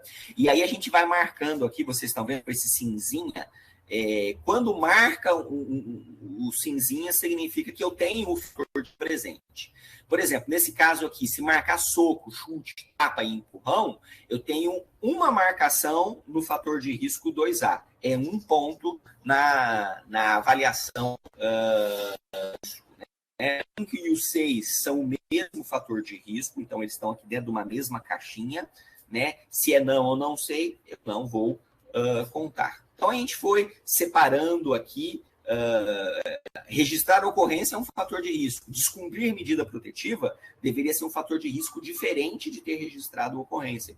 Está numa linha separada aqui. Então, a gente fez, e a gente compactou. O que lá no Formulário Nacional são 6 páginas, no nosso a gente fez essas perguntas em 3 páginas, para ficar mais fácil de eu ter uma visão panorâmica do que é e do que não é a avaliação de risco, né? Então, nessa adaptação que a gente fez, a redação é exatamente a mesma do Formulário Nacional, é só uma questão de diagramação para facilitar o preenchimento aqui e sinalizar de forma concreta o que é o fator de risco e o que não é o fator de risco, né? Então, nesse modelo do DF, a gente reconheceu 24 fatores de risco, né, com as divisões aqui, dão 24, e aí a gente acrescenta, para além disso, uma página explicando o que é avaliação de risco, como que eu conto os pontos de um questionário de avaliação de risco, e aí para a pessoa marcar o somatório, quer dizer, o máximo de pontos é 24, e aí ele vai analisar quantos teve naquele caso concreto. Esse ponto, nos modelos internacionais, ele traz uma primeira sinalização, normalmente de 0 a 4 seria um risco moderado, de 5 a 8 seria um risco mediano, e a partir de 9 seria um risco grave ou extremo. né? Mas esse é o primeiro ponto de partida, porque aí, na sequência, depois dessa pré-avaliação, essa é uma avaliação metrificada, aí eu tenho que ter a confirmação, que aí vai precisar de uma avaliação qualitativa do profissional, que normalmente leva em consideração essa segunda parte aqui das perguntas. No DF, além da pergunta que tem do modelo nacional, a gente faz aqui uma explicaçãozinha do que significa aquela pergunta, alguns exemplos de como seria aquela pergunta, né? E aí, no modelo do DF, a gente acrescentou a última página, que é o protocolo de gestão de risco, que não está no modelo nacional e nem teria como ter, né? Aqui a gente faz um pedido para que o profissional indique a situação de risco, risco extremo, risco grave, risco moderado, né? E aí uma explicaçãozinha de como fazer. Não é só uma questão de somatório de pontos, alguns fatores de riscos, ainda que isoladamente, se eles estão presentes, eles já sinalizam uma situação de risco extremo, e aí a partir da identificação qual é a situação de risco, que é concreto, tem as sugestões de medidas de intervenção para uma situação de risco extremo, né? Então, um conjunto de estratégias que deveriam ser adotadas, e se não for risco extremo, eu tenho que avaliar cada um dos fatores de risco que estiveram presentes no caso, e a partir do fator de risco individualizado, eu vou fazer a intervenção. O homem tem comportamentos violentos, manda ele para um programa reflexivo, né? Tem fácil acesso à arma, vamos aprender essa arma. Ele tem problema com álcool e drogas, manda ele para o CAPS-AD. A mulher tem conflitos de família, manda ela para assistência jurídica. Tem conflitos relacionados aos filhos, vamos mandar o casal para uma oficina de parentalidade. O CNJ tem uma online que a gente tem usado bastante aqui.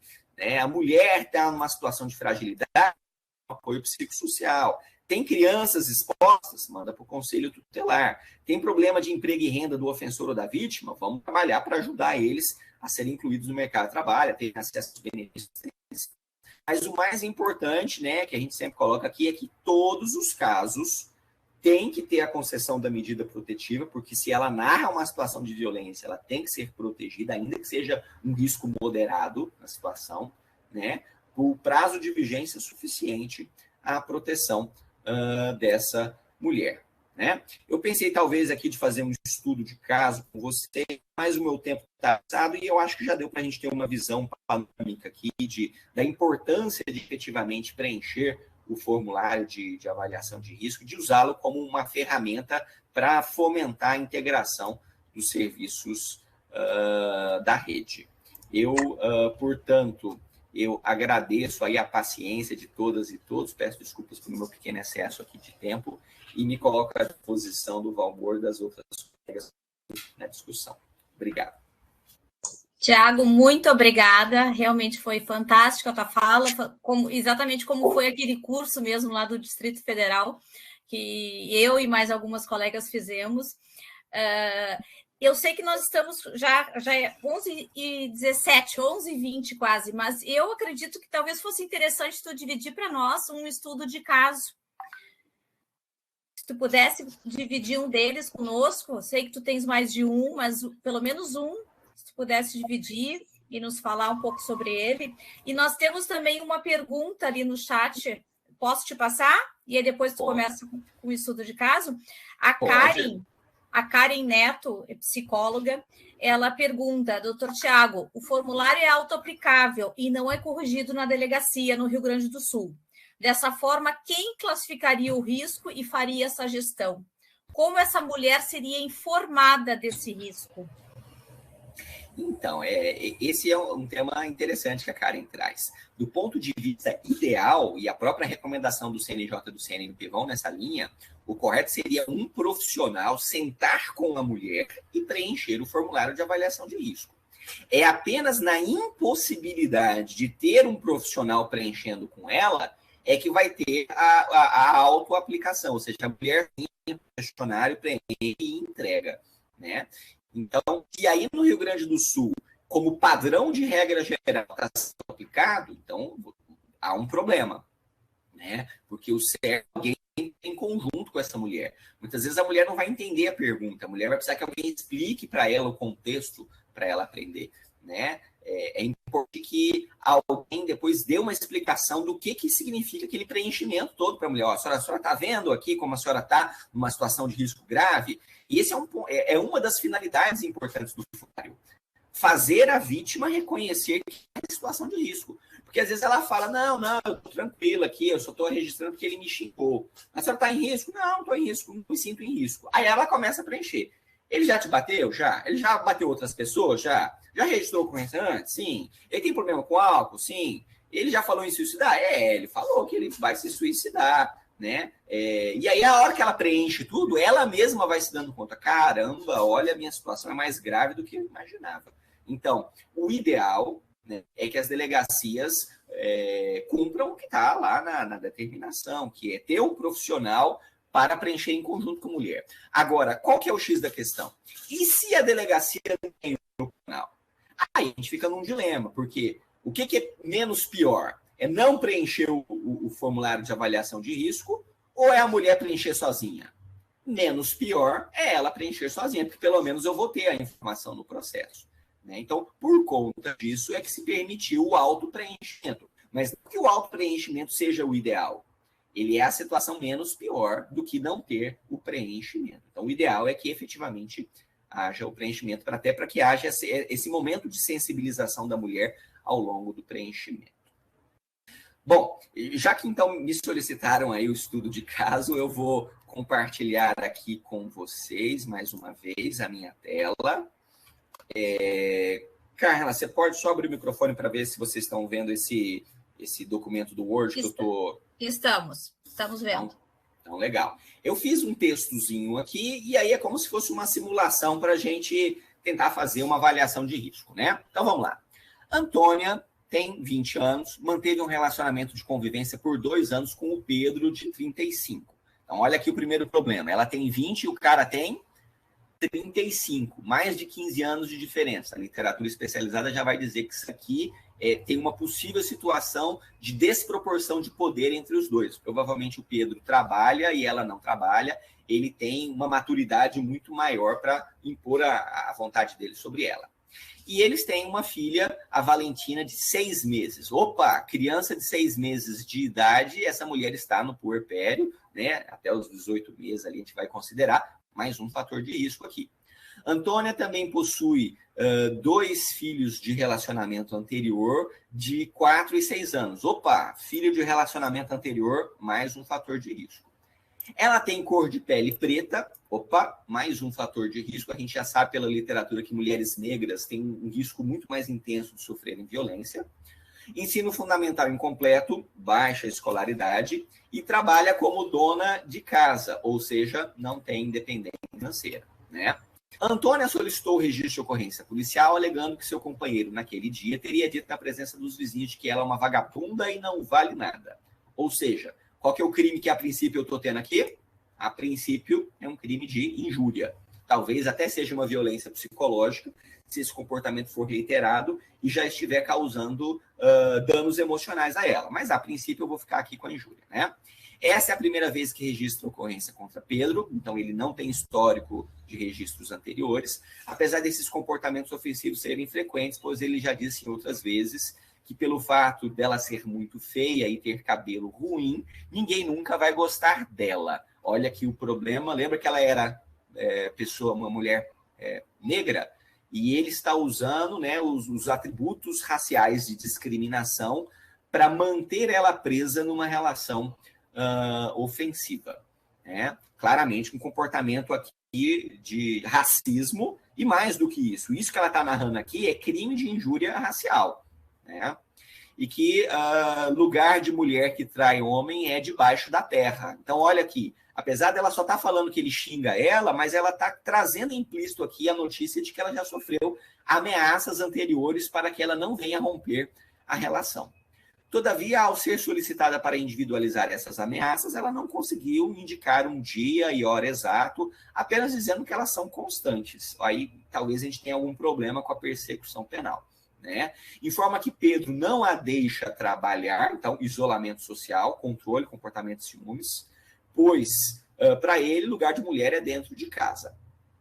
ela informa que quando Pedro chega em casa embriagado ou sob efeito de drogas, então, opa, o cara tem problema aqui com álcool e drogas. Ele grita com ela, grita com as crianças, quebra objetos do interior da casa, deixando todos apavorados. Eu já estou começando a ter um problema aqui de violência praticada na presença de crianças, né? E ela traz aqui o histórico agora de comportamentos anteriores de crime de dano. A gente sabe que é de ação penal privada. Eu, pessoalmente, tenho um entendimento de que quando o dano é praticado na presença da mulher, em conjunto com as ameaças ali, isso deveria ser considerado de dano qualificado. Aquele entendimento da jurisprudência que exige que a ameaça seja feita para praticar o dano, na minha visão, é uma invisibilização de uma violência muito grande que, historicamente, tem sido praticada às mulheres. Vamos lá. Ela informa que, antigamente, esses episódios ocorriam uma vez por mês, mas nos últimos meses tem se repetido quase que diariamente. Então, olha aqui mais um fator de risco. Aumento da frequência e da intensidade da violência contra a mulher. Em um dos dias, Antônia disse estar cansada da relação sexual com Pedro, tendo ele dito que ela estava o traindo. E com medo dele ser mais agressivo, acabou cedendo e tendo a relação sexual para evitar algo pior. Então, olha aqui mais um fator de risco: praticar relação sexual contra a vontade da mulher. É o homem que desconsidera a mulher ao ponto de praticar relação sexual mesmo quando ela não tem, pede para não fazer e não tem interesse, e ele tem a relação a partir do comportamento agressivo e violento. Relata dificuldades para dormir e uma angústia constante, que parece que a morte vai encontrá-la a qualquer momento e que não há nada que ela possa fazer. Opa, olha a minha pista aqui para eu pegar o crime de violência psicológica. Quais são os danos emocionais que ela está relatando? Insônia, angústia, medo da morte a qualquer momento. Isso aqui já é problema da saúde psicológica dessa mulher, que pelo menos qualifica aqui um crime de violência psicológica. Antônia inicialmente relutou em denunciar a violência, porque apesar dos problemas, Pedro é o pai em Tina, auxilia no sustento dela e dos seus outros 2 filhos, e a casa pertence a ele. Olha que como que essa mulher está presa numa relação marcada pela violência, pelo fato de não ter independência financeira, a dependência familiar, emocional, né? Ele é pai da minha filha, como é que eu vou separar a filha do pai? Né? Na cabeça dela.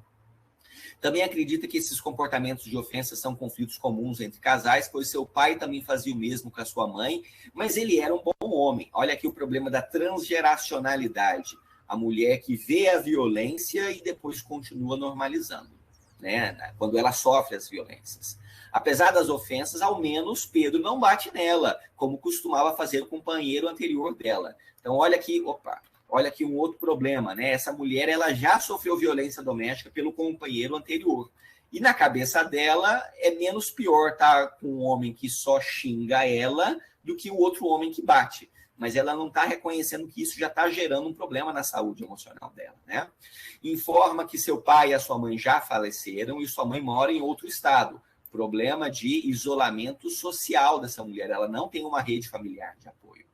Informa que quer se separar, fator de risco aqui, intenção de separação, mas tem medo que Pedro venha perder a cabeça e fazer alguma desgraça, pois ele tem amigos que têm arma de fogo. Fácil acesso à arma de fogo, mais um fator de risco. Antônia não sabe o que fazer nessa situação e pede ajuda aos policiais. Apesar de a vítima não ter falado abertamente, os policiais da delegacia possuem informações de que Pedro comercializa pequenas quantidades de droga na comunidade. Ou seja, o envolvimento dele na atividade de criminalidade gera um poder especial desse homem sobre essa mulher naquela comunidade. O que não está explícito no Formulário Nacional de Avaliação de Risco, mas que lá na parte das perguntas qualitativas ele aparece como um fator de risco e é mais uma situação, né? A vítima solicitou medidas protetivas e apresentou requerimento para as apurações criminais. Esse é um caso que talvez o promotor recebesse uma denúncia por crime de injúria, porque a princípio é o que ela objetivamente está narrando. Mas vejam que por trás dessa injúria, eu tenho histórico de ameaças, eu tenho histórico de danos, eu tenho histórico de crianças expostas à situação de violência, e eu tenho, talvez, hoje, um crime de violência psicológica, né? Se eu for pegar o formulário de avaliação de risco e fazer um preenchimento, deixa eu marcar aqui para... Cadê que eu não estou conseguindo? Deu uma travada aqui. Pronto, marcou. Né? Se eu for fazer o preenchimento do meu formulário, o que eu vou marcar aqui? Ele já ameaçou essa mulher? Sim, já ameaçou essa mulher. Deixa eu colocar aqui a cor preta. Já ameaçou. Ele já agrediu fisicamente ela? Não, não agrediu. Ele já deu essas agressões agravadas aqui nessa mulher? Não, não praticou as agravadas. Já obrigou a ter relações sexuais? Sim, estava marcado lá. Ele tem comportamentos de ciúmes com ela? Ela falou que sim, né? Ela falou que se não for minha, não vai ser de mais ninguém. Minha assessora está olhando aqui agora, né? Que mais que ela fez? Né? Proíbe de trabalhar, ela falou. Tem comportamentos de ciúmes e de controle sobre ela. Ok. O que mais que eu vou marcar aqui? Ela já registrou ocorrência? Não registrou. Já descumpriu medida? Não, porque nunca registrou. As ameaças têm sido mais frequentes? Sim, ela falou que tem ficado mais frequentes. Ele tem problema com álcool e com drogas? Sim, tem problema com álcool e com drogas. Tem doença mental? Não falou nada. Já falou em suicídio? Não falou nada. Tem dificuldades financeiras do ofensor? Não falou.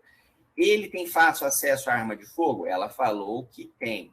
Ele já ameaçou agredir os seus filhos, outros familiares, pessoas desconhecidas? Ela falou de gritar e quebrar objetos, não de ameaça e de agressão física. Então, aqui eu vou marcar um não.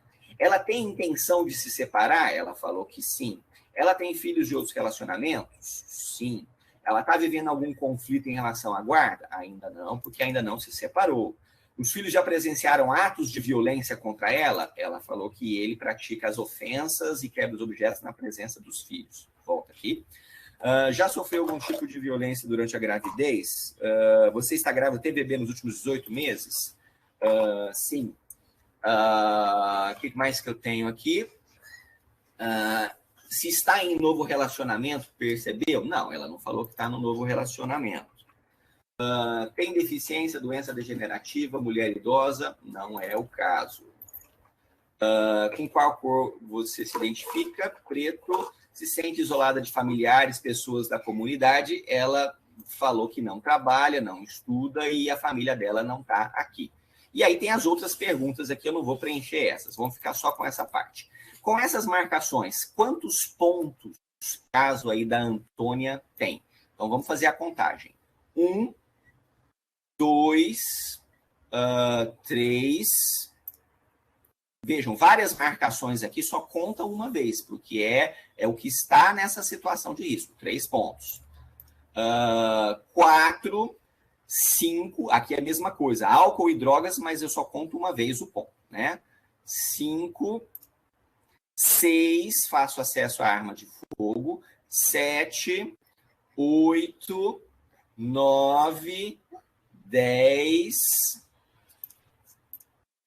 11, 12. 12 fatores de risco. O que significa 12 fatores de risco? Significa que esse é um caso de risco extremo, de risco gravíssimo, né? Que algo muito sério pode acontecer ali adiante. Então, isso aqui era só um exemplo para indicar como que a gente tem que ler o caso para além daquilo que é o óbvio de uma análise criminal, como que eu preencho o formulário e como eu faço a contagem dos pontos. Claro que nesse meu exemplo ficou mais fácil, porque eu estou usando o modelo do DF, que ele já faz a marcação do que é e o que não é fator de risco. Eu acho que esse era um ponto que mereceria ser aperfeiçoado no modelo nacional. Se, eventualmente, os colegas do Sul, amanhã ou depois, tiverem interesse em usar esse modelo nosso do DF, da nossa parte não tem problema nenhum de ceder a formatação, a diagramação, e de replicarem aí com vocês. Tiago, inclusive, já estão pedindo ali no chat que se tu terias condições de já disponibilizar. Ele está disponível online no site do Núcleo de Gênero do MP. Eu vou pegar o link. Vamos pegar lá. Eu vou pegar o link e aí eu mando para vocês. Vocês podem também colocar lá nos comentários do. Tá bem, perfeito. Muito obrigada. Valmor. Bom dia a todos, né, Tiago? Uma grande satisfação, uma grande honra, na verdade, poder estar aqui na condição de debatedor Já acompanhava o seu trabalho nas redes sociais, não tive a oportunidade de assistir essa palestra nesse curso do MPU, mas tenho certeza que a Marta vai tentar buscar e disponibilizar para nós, né, Marta, esse material. Cumprimento também a doutora Carla, nossa grande referência em violência doméstica aqui no Ministério Público do Rio Grande do Sul. Digo que diariamente me lembro da senhora, porque sempre que surge uma dúvida em violência doméstica, e a minha atribuição à violência doméstica, eu penso na senhora, o que a doutora Carla faria numa situação dessa, né? E a doutora Marta, agradeço a gentileza do convite, né? Essa sensibilidade de lembrar das pessoas do interior, dos colegas do interior do estado, é uma marca da doutora Marta, e especialmente no tema da violência doméstica, que não está restrito aos grandes centros urbanos, mas, ao contrário, até nos rincões, talvez, onde a cultura do patriarcado é mais forte, sejam os locais que mais lhe atingem. E o tema, né, Tiago, é fundamental importância, a doutora Carla já referido que é uma das temáticas do COPEVID, e esse formulário exposto, elaborado no Distrito Federal, me pareceu muito mais rico, né? Porque é muito, até quando nós vamos às vezes no médico ou no pronto atendimento, temos que preencher um formulário, é uma coisa cansativa, é uma coisa desgastante para a mulher em situação de risco, então fica ainda mais difícil. E esse formulário, da maneira como está exposta, essa diagramação, me parece muito mais palatável ao preenchimento do que o formulário originário.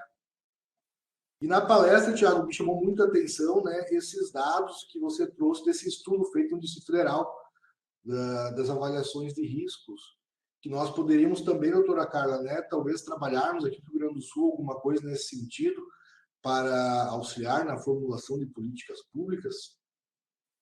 E um destaque que eu comecei a trabalhar com violência doméstica ainda em Rodeio Bonito, uma vara única, né, promotoria única, e eu não conhecia o formulário. Eu vinha conhecer o formulário no dia a dia, trabalhando com ele e em conversas com os colegas, os juízes que eu trabalhava.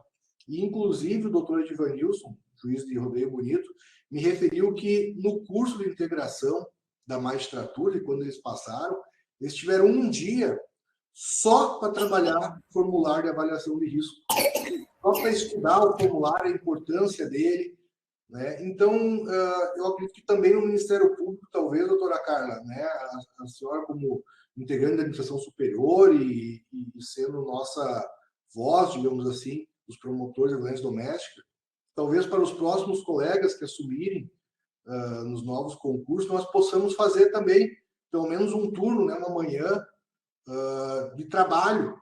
Com talvez certeza, Paulo. Trazer o Tiago, né, presencial, para trabalhar essa ideia do estudo do formulário, da avaliação de risco que ele traz e de tantos outros possibilidades que nós temos com ele. Eu, ordinariamente, sempre que eu faço alegações orais, eu utilizo o formulário de avaliação de risco, seja para reforçar o elemento probatório, ou seja, a palavra da mulher dada no testemunho judicial é reforçada, é a ratificação do que ela já apresentou no formulário de avaliação de risco, e também para a dosimetria da pena, porque o formulário traz também a conduta social do agressor. Então, eu sempre fiz o formulário também para tentar uma majoração da pena pelas circunstâncias do artigo 59. E já para concluir, né, um ponto da fala do Tiago que me deixou assim me chamou muito a atenção, digamos, e que eu nunca havia me atentado de forma expressa para isso, talvez internamente já trabalhava, mas de forma expressa, é que a violência familiar e doméstica contra a mulher, da Lei Maria da Penha, ela traz uma série de violências, mas que nem todas são crimes. E que nem por isso vai deixar de ter uma proteção. Então, a violência psicológica, às vezes a violência patrimonial, ela pode não configurar exatamente um tipo penal, mas ainda assim ela vai resguardar, ela está resguardada pela Lei Maria da Penha. E, Tiago, nós temos perguntas aqui no chat, da Clarissa Carlotto, se puder responder, sei que estamos com um horário avançado, mas ela pergunta, queria saber do colega Tiago se, por ocasião do preenchimento do formulário, especialmente a pergunta 2, o tempo das agressões deve ser levado em conta. Se, por ocasião do preenchimento do questionário, o tempo das agressões deve ser levado em conta. O que ela está querendo dizer? Se ele bateu na mulher durante um período longo de tempo, será que é isso? Quer dizer, eu acredito que seria no grau de risco apresentado. Mas o que ela quer dizer como tempo? Se faz muito tempo que ele bateu nela, se as agressões são muito antigas, ou se ele bateu... Também podia abordar sobre esse tema que eu vi aqui numa outra pergunta, que é como avaliar aquelas agressões mais antigas. Entendi. Então, vamos lá. Tem duas perspectivas. A criminal tradicional, né? E a perspectiva de risco. Então, do ponto de vista criminal, a gente sabe que se essas agressões foram praticadas há mais de 8 anos, elas estão prescritas, porque o crime de lesão corporal tem pena máxima de 3 anos, portanto, de 2 a 4 prescreve em 8, se for mais de 2 anos, 8 anos está prescrito. Menos de 8 anos, eu posso pensar numa responsabilização. É claro que vai ser difícil se não tem exame de corpo de delito, mas se essa mulher teve atendimento médico, eu posso tentar recuperar o prontuário médico da época e fazer um exame indireto e processar. Essa é a abordagem criminal tradicional, né? Agora, para além disso, eu tenho a análise do risco. E na análise do risco, a gente não faz limitação temporal para analisar. Então, a pergunta é, ele já agrediu você fisicamente? Se ela falar, 9 anos atrás ele me deu uma surra, eu vou marcar um pontozinho, porque na história daquela mulher, ela já sofreu uma agressão física. Quando esse homem fala para ela, olha, se você não fizer isso, você sabe o que vai acontecer, lá na cabeça dela o gatilho já está colocado, ou seja, ela sabe que tem o risco de ser agredida fisicamente, porque isso já aconteceu no passado. Então, não há limitação temporal para a gente marcar. Se a mulher já sofreu a agressão física, deve ser marcado lá no formulário como um fator de risco específico. A Clarissa Carlotto colocou a perspectiva do risco mesmo, né? Se o grau de risco aumenta ou não, naquela perspectiva de moderado, grave ou extremo, né? Pelo tempo das lesões. Na verdade, se a lesão é recente ou se a lesão é antiga, é um ponto na marcação do risco, é um xizinho ali, né? O que vai levar um caso a ser um caso que vai escalando no grau de risco é o conjunto das situações e o tipo da agressão. Como eu mencionei antes, uma agressão física ordinária, vamos chamar assim, tapas, socos, chutes, é um tipo de risco.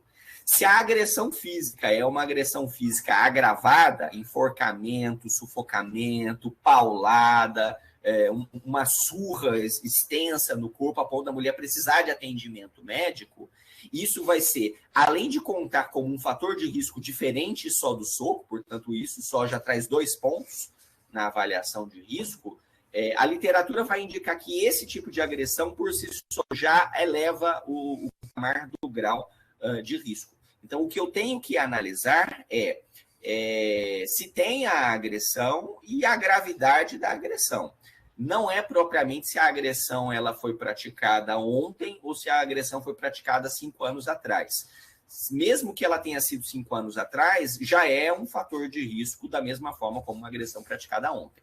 Normalmente, o que vai acontecer é que casos de risco grave, eles não vêm sozinhos com 1, 2 fatores de risco. Os fatores de risco, eles naturalmente aparecem. É o exemplo que eu acabei de dar para vocês aqui. Né? Quer dizer, é um conjunto, mas aí que está, eu tenho que enxergar o conjunto da situação dessa mulher.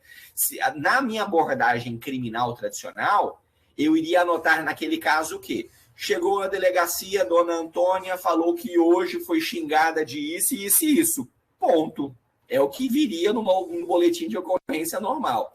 Agora, quando eu começo a enxergar com perspectiva de gênero, eu começo a analisar esse outro conjunto de variáveis e circunstâncias que estão presentes e que podem, eventualmente, agravar a situação dela. Então, respondendo de forma objetiva, ter agredido, seja ontem, seja 5 anos atrás, isso é fator de risco e, nas duas situações, a princípio, é um ponto. Isso não impede a gente de, na análise qualitativa, avaliar outras circunstâncias para agravar a situação de risco.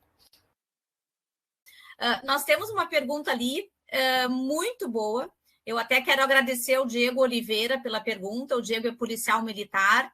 E a pergunta dele ele gostaria muito de saber se, como policial militar, trabalhando na fiscalização das medidas protetivas, ele mesmo pode preencher o formulário junto à requerente, ou se seria função específica dos colegas da Polícia Civil.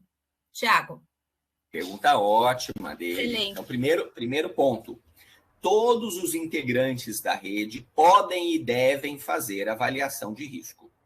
Não é só a Polícia Civil quem preenche. Se a Polícia Civil não preencher, o Ministério Público deve preencher.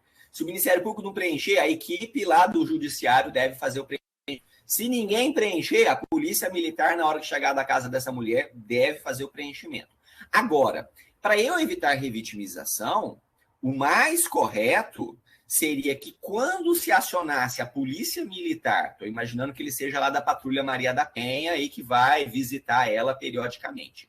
O correto é que, quando a gente aciona a Patrulha Maria da Penha, eu já encaminho para a Patrulha Maria da Penha as peças importantes para eles fazerem o trabalho deles. E uma das peças importantes que a Patrulha Maria da Penha deveria receber seria o formulário de avaliação de risco. Então, se a polícia... Primeiro, a polícia tem a obrigação de preencher. Se a polícia preencheu, o ideal é que a Patrulha Maria da Penha já receba o formulário nacional de avaliação de risco. E aí o que a Patrulha Maria da Penha vai fazer é a atualização, porque a avaliação de risco ela é dinâmica. Hoje eu posso ter uma situação de risco, amanhã o risco pode aumentar ou pode diminuir, né? Então, essa atualização ela deve ser feita com o segmento da atividade da rede. E para isso tudo que eu estou falando funcionar de forma correta, o ideal é a gente ter a prévia pactuação com todos os integrantes da rede de qual é o fluxo dos encaminhamentos. Quem vai mandar para quem manda o que para quem, o que a Patrulha Maria da Penha faz, como que a Patrulha Maria da Penha dá a devolutiva, dá para quem? Dá para o Judiciário, a Polícia Civil também vai acompanhar isso. Enfim, é isso que precisa estar coletivamente construído e isso faz parte da articulação de rede. Mas para responder de forma objetiva, se a Polícia Civil não preencher o formulário de avaliação de risco, a Polícia Militar pode e deve fazer o preenchimento. Inclusive, preenche o formulário e encaminha de volta para o sistema de justiça, porque o MP e o Judiciário também devem ter essa informação para o segmento das suas atuações. Tá bem, Tiago. Tiago, eu para encerrar, antes de passar a palavra para o Valmor, para as considerações finais, eu tenho 2 pedidos, um para ti e um para a Marta. Para ti é que a gente possa que tu venhas falar presencialmente aqui no Sul, e para a Marta, que a Marta traga, então, enquanto diretora do CEAF, traga o Tiago, então, para conversar aqui conosco, porque sempre faz a diferença, né, quando é presencial. E com certeza nós teríamos mais tempo também para as perguntas. Então, Tiago, muito obrigada mesmo pela tua participação hoje nessa web conference. Marta, obrigada da mesma forma. Valmor, para as tuas considerações finais e obrigada também pela tua participação. Muito obrigado, doutora Carla. Doutor Tiago, uma grande satisfação, novamente, referindo essa aula magna sobre violência de gênero e sobre o formulário nacional. Muito aprendi aqui, agradeço a gentileza de ter participado, ter cedido o seu tempo para participar desse evento do CEAF. E parabenizo a Marta também, né, pela iniciativa. Ratifico aqui o pleito da doutora Carla para que possamos trazer o Tiago para Porto Alegre, aqui, para que todos do Rio Grande do Sul possam, de forma presencial, acompanhar a palestra dele. Muito obrigado. Agradecer aí a acolhida dos colegas e das colegas. É sempre, como eu disse no início, um prazer estar com os colegas do Sul. Estou à disposição para a gente continuar nessa parceria, colaborando. Tem um trabalho que eu tenho feito aqui, que é uma oficina de estudo de casos.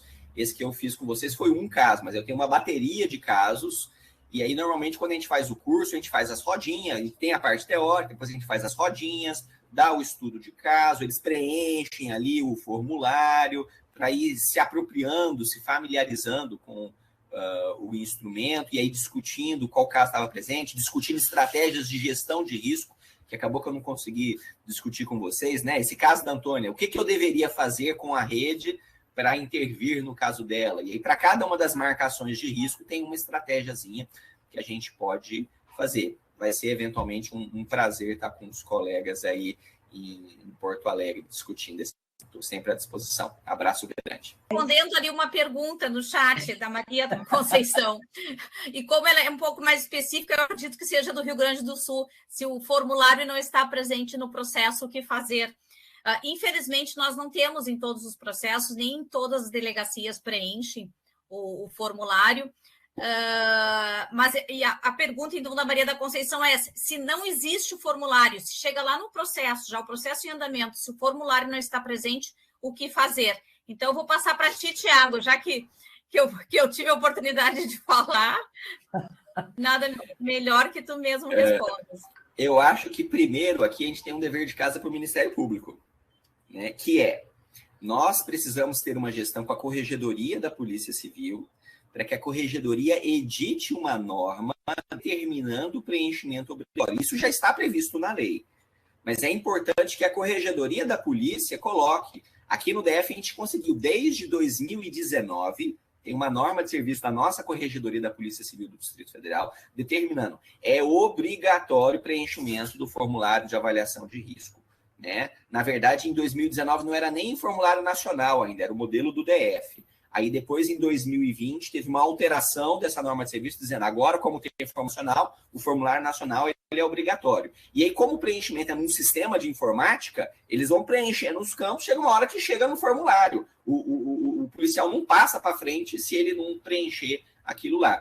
E eu posso dizer para vocês que quase 100% dos nossos processos aqui no Distrito Federal, eles sempre vêm com o formulário de avaliação de risco, tanto na medida protetiva, como também no inquérito policial. Então, a minha sugestão para os colegas aí talvez a cheia de casa fica para os colegas aí do núcleo de gênero ou do CAU ou violência doméstica, né? Fazer uma gestão com a Corregedoria para editar uma norma. Se quiserem um parâmetro, eu posso até depois mandar a norma do Distrito Federal que a gente utiliza. Então, o primeiro ponto é esse, ter a diretriz. Segundo ponto, depois que eu tenho essa diretriz, aí agora vai um trabalho de formiguinha, de cada promotor de justiça na sua circunscrição, fiscalizar nas delegacias de polícia que elas estão efetivamente fazendo esse preenchimento. E aí, novamente, né, o Centro de Apoio Operacional de Violência Doméstica pode ter um papel importante em articular esse trabalho coletivo aí nas diversas comarcas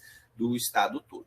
E aí, por óbvio, depois de feito isso tudo, se ainda assim teve um caso concreto em que não houve o preenchimento, aí pela legislação o que a gente tem que fazer é, quando chegar na justiça, a gente pega, tem um sistema tecnológico altamente utilizado agora, se chama telefone, a gente pega o telefone e liga para essa mulher, fala, ó, aqui é o funcionário do Ministério Público, a senhora pode preencher comigo? Faz o preenchimento e faz uma certidão. Certifico que liguei para ela e ela preencheu, está aqui o formulário preenchido. A gente junta no processo e dá ali depois os encaminhamentos para a gestão daquele risco. Perfeito, Tiago. Bom, aqui no Rio Grande do Sul, o que acontece muitas vezes é que as delegacias especializadas preenchem, algumas delegacias do interior da mesma forma, mas quando passa no plantão, quando esse atendimento é feito no plantão, nem sempre. Mas já ficou o tema de casa para mim, então. Obrigada, Tiago. A pergunta veio do Maranhão. Então, assim, agradecendo o Tiago, o Valmor e a Carla, e acho que no final vocês me trouxeram duas questões bem importantes, que é estratégia e mecanismos de trabalhar a gestão desse relatório. Realmente já temos o tema da próxima palestra, e vocês estarem aqui os três, o Tiago, um especialista, alguém que tem estudado e se aprofundado para fazer esse casamento entre a teoria e a prática, o Valmor, que aceitou o convite para mostrar e para se expor e estar aqui junto para mostrar que isso é um interesse de todo o estado do Rio Grande do Sul, que os colegas da ponta, apesar de várias atividades, tem que ter essa atenção especial, e a Carla, que é a responsável pela estratégia do Ministério Público do Rio Grande do Sul, que hoje é um grupo estratégico que tem não só a previsão aqui, Tiago, de trabalhar a política pública, mas também ela tem a questão da execução. Ela é como um GAECO hoje aqui, a Carlinha, que é uma inovação. Muito obrigado e aguardo aí a próximo evento.